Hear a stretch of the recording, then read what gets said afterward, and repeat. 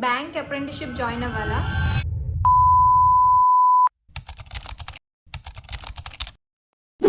ఈ video start చేసే ముందు ఒక చిన్న డిస్క్లైమర్. ఈ వీడియోలో నేను చెప్పేవి నా పర్సనల్ ఎక్స్పీరియన్స్, ఒపీనియన్స్, అలాగే కొంతమంది ఫెలో ఆస్పిరెంట్స్‌తో మాట్లాడి వాళ్ళ ఒపీనియన్స్ బేస్ చేసుకొని వీడియో చేస్తున్నాను. Experience person to person vary అవ్వచ్చు. ఫైనల్ డెసిషన్ మాత్రం మీదే. అప్రెంటిస్‌షిప్‌కి జాయిన్ అవ్వాలా లేదా అని చాలామంది కన్ఫ్యూషన్లో ఉంటారు, ఎస్పెషల్లీ కాంపిటేటివ్ ఎగ్జామ్స్కి ప్రిపేర్ అయ్యే ఆస్పిరెంట్స్. సో నేను అప్రెంటిస్‌షిప్‌లో జాయిన్ అయ్యాక నా ఎక్స్పీరియన్స్ ఏంటో ఈ వీడియోలో షేర్ చేసుకుందాం అనుకుంటున్నాను. ఈ వీడియోలో నేను అప్రెంటిస్‌షిప్‌ని సపోర్ట్ చేయడం లేదు, అలాగే ఒపోజ్ కూడా చేయడం లేదు. అప్రెంటిస్‌షిప్ జాయిన్ అయ్యే ముందు ఆలోచించాల్సిన కొన్ని పాయింట్స్ గురించి మాట్లాడదాం.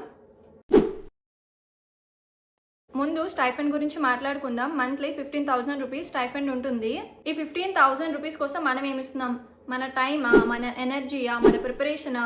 ఈ పాయింట్ గురించి మాత్రం పక్కా ఆలోచించాలి. ఇక్కడ నేను నా ఎక్స్పీరియన్స్లో చాలా పాజిటివ్గా ఫీల్ అయిన ఒక పాయింట్ చెప్పాలి.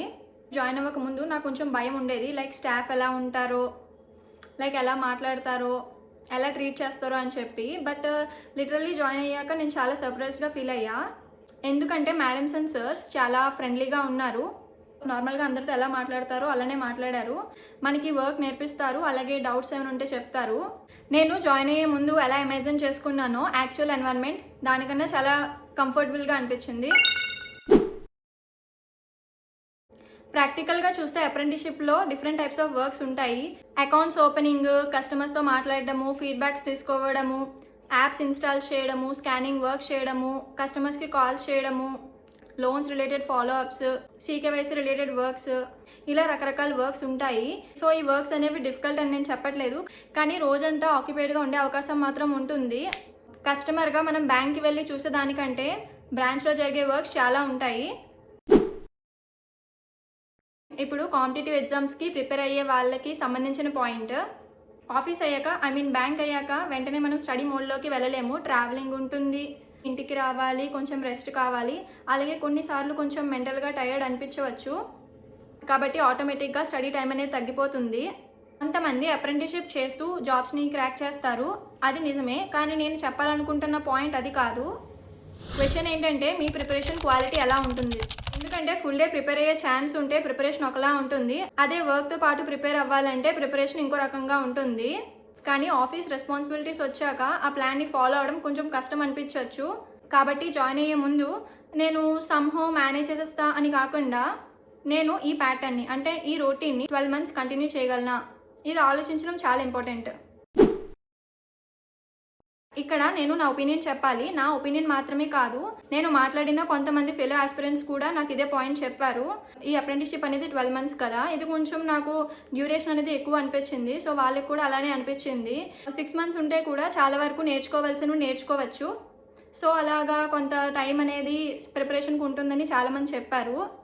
అఫ్కోర్స్ అందరూ ఇలానే అనుకోవాలని కాదు, but most of the aspirants ఇలా అనుకున్నారు. గ్రాడ్యుయేషన్ అయ్యాక ఉండే ఇయర్స్ నాకు చాలా ఇంపార్టెంట్ అనిపిస్తాయి, నాకే కాదు అందరికీను. కెరియర్ గురించి సీరియస్గా ఆలోచించే ఇయర్స్, గోల్ సెట్ చేసుకునే ఇయర్స్, పర్మనెంట్ ఎంప్లాయ్మెంట్ కోసం ట్రై చేసే ఇయర్స్. కాబట్టి ఈ టైంలో మనము మన టైంని ఎక్కడ ఇన్వెస్ట్ చేస్తున్నామో అది చాలా ఇంపార్టెంట్. ఈ 1 year మన లాంగ్ టర్మ్ గోల్కి ఇది ఏమైనా హెల్ప్ చేస్తుందా లేదా అని ఆలోచించాలి. ఇంకో ఇంపార్టెంట్ పాయింట్ ఏంటంటే అప్రెంటిస్‌షిప్ అనేది టెంపరరీ ఆపర్చునిటీ మాత్రమే. ఇది ఫిక్స్డ్ పీరియడ్ కోసం మాత్రమే ఉంటుంది. అప్రెంటిస్‌షిప్ కంప్లీట్ అయ్యాక ప్రోగ్రామ్ కంప్లీట్ అవుతుంది. కాబట్టి జాయిన్ అయ్యే ముందే ఇది ఆలోచించుకోవాలి. నా ఎక్స్పీరియన్స్లో స్టార్టింగ్లో అంత టైరింగ్గా అనిపించలేదు, ఎవ్రీథింగ్ ఈజ్ మేనేజబుల్ అన్నట్టు అనిపించింది. సో నా స్టడీస్ని కూడా మేనేజ్ చేస్తా అనిపించింది. కొన్ని మంత్స్ పాస్ అయ్యే కొద్దీ రొటీన్ ఇంపాక్ట్ తెలిసింది. Daily same cycle, work, travel, customers, calls, మళ్ళీ స్టడీస్. సో ఇదే రిపీటెడ్ సైకిల్ అనమాట. అప్పుడే కొంచెం టైరింగ్గా అనిపించడం స్టార్ట్ అయ్యింది. ఇది నా ఎక్స్పీరియన్స్ మాత్రమే, మీ ఎక్స్పీరియన్స్ డిఫరెంట్ ఉండొచ్చు.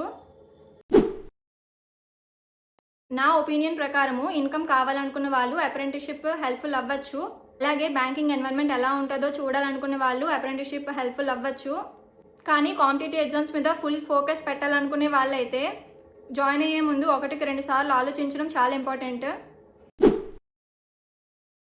మీరు అప్రెంటిస్షిప్ జాయిన్ అవ్వాలా అని ఆలోచిస్తుంటే ఒక పేపర్ తీసుకొని ఈ క్వశ్చన్స్కి ఆన్సర్ రాయండి. నాకు ఈ 15,000 రూపీస్ స్టైఫండ్ ఎందుకు కావాలి? నా మెయిన్ గోల్ ఏంటి?